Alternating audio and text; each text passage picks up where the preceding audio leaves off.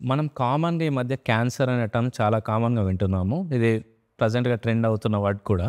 చాలామంది వుమెన్‌కి ఈ క్యాన్సర్స్ ఇప్పుడు మనం చూసే సర్వైకల్ గానీ, ఓవేరియన్ క్యాన్సర్ గానీ, బ్రెస్ట్ క్యాన్సర్ గానీ చాలా వింటున్నాం కదా మేడం.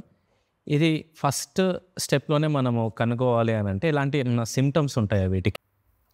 ఎర్లీ వార్నింగ్ సిగ్నల్స్ అంటాము. So for these cancers, so each ఆర్గన్కి నేను ఒక 2 or 3 పాయింట్స్ చెప్తాను. అది చాలా ఇంపార్టెంట్ పాయింట్స్, చాలానే ఉంటాయి మనకు. ఎందుకంటే రెగ్యులర్ స్క్రీనింగ్ మరి ఎర్లీ డిటెక్షన్ అనేది ఉంటే ఈ క్యాన్సర్ ట్రీట్మెంట్ అవుట్కమ్ అనేది మంచిగా ఉంటుంది. మోస్ట్ ఆఫ్ ద టైమ్స్ ఈ క్యాన్సర్ ఏదైతే ఉందో అవి పెయిన్లెస్ ఉంటాయి.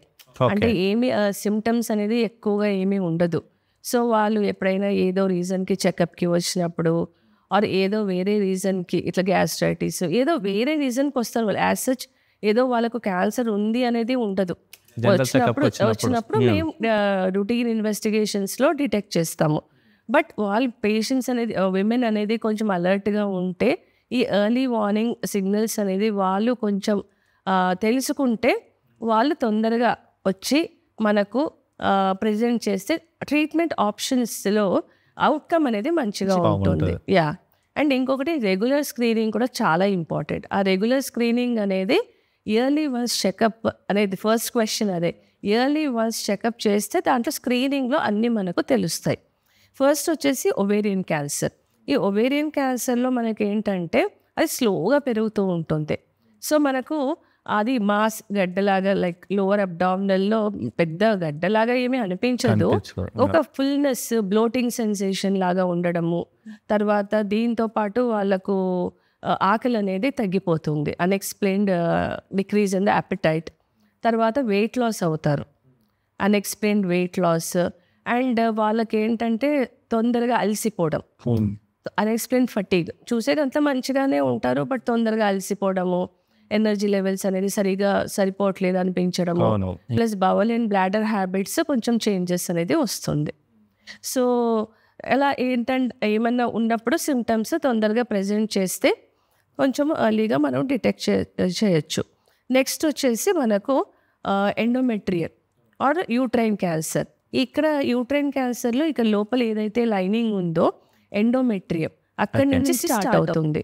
సో ఇక్కడ వాళ్ళకు హెవీ బ్లీడింగ్, పీరియడ్స్ అప్పుడు బ్లీడింగ్ అనేది ఎక్కువగా అవ్వడము, చాలా రోజుల వరకు కంటిన్యూ అవ్వడము, and pain lower abdomen, severe pain ఉండడం పీరియడ్స్ అప్పుడు. తర్వాత ఇది కామన్గా మనము పోస్ట్ మెనోపాజల్ విమెన్లో, అంటే పీరియడ్స్ ఆగిపోయినాయి 1 year అని అన్నాం కదా, తర్వాత కూడా వాళ్ళకు మళ్ళీ మధ్యలో స్పాటింగ్ అవ్వడము, బ్లీడింగ్ అవ్వడము అలా అవుతూ ఉంటుంది. ఎండోమెట్రియల్ క్యాన్సర్ ఉన్నప్పుడు వాళ్ళకు స్పాటింగ్స్, బ్లీడింగ్ అవుతాయి. అండ్ ఇంకొకటి మనము తెలుసుకోవాల్సింది ఏంటంటే ఈ పోస్ట్ మెనోపాజల్ విమెన్ బ్లీడింగ్ అనేది వస్తారు కదా, 80 to 90% of the times bleeding అయినప్పుడు మేము అది టెస్ట్ పంపిస్తాం డిఎన్సీ చేసి. 80 to 90% ఆఫ్ ద టైమ్స్ అది నార్మల్గానే వస్తుంది రిపోర్ట్. ప్రతిసారి అది క్యాన్సర్ అనేది ఉండదు. So only 10% of the times it is cancer లాగా వస్తుంది రిపోర్ట్. సో ప్రతి పోస్ట్ మెనోపాజల్ బ్లీడింగ్ నాకు ఈ క్యాన్సర్ ఉంటుంది అనుకోవడము కాదు, బట్ అలర్ట్ అయితే ఉండాలి, చెక్ చేసుకుంటే బెస్ట్.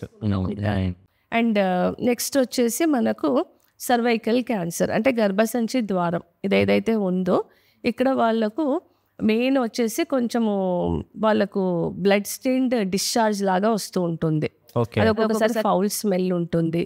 ప్లస్ ఇది ఇంటర్ కోర్స్ తర్వాత బ్లీడింగ్ అవుతూ ఉంటుంది వీళ్ళకి. పుండు లాగా ఏంటుంది కదా, వాళ్ళకి బ్లీడింగ్ లాగా అవ్వడము, అప్పుడప్పుడు ఇట్లా బ్లడ్ స్టెయిన్ వజైనల్ డిశ్చార్జ్, పొత్తి కడుపులో పెయిన్ లాగా ఉంటుంది. అండ్ ఇంకొకటి ఈ ఏదైతే ఉందో ఇక్కడ మనకు వెజైనా క్యాన్సర్, వల్వల్ క్యాన్సర్, అవి అక్కడ కూడా వస్తాయి మనకు. వల్వా అంటే ఎక్స్టర్నల్ జెనిటేలియాలో, అక్కడ మనకి ఏదైనా కలర్ చేంజెస్ వచ్చింది, ఏదైనా అల్సర్ లాగా అయ్యి మనకు మానట్లేదు, అట్లా అంతా ఉన్నప్పుడు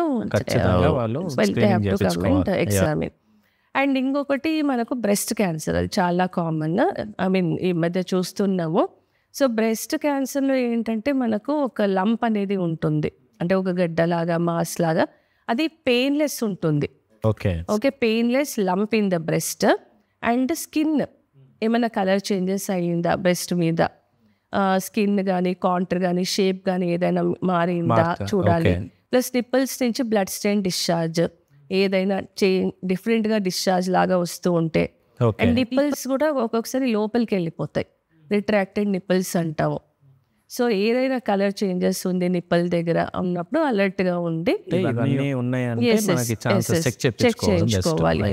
అండ్ ఇంకొకటి మనము వెరీ కామన్గా మనము క్లినికల్గా చూసేదైతే breast cancers and cervical cancers.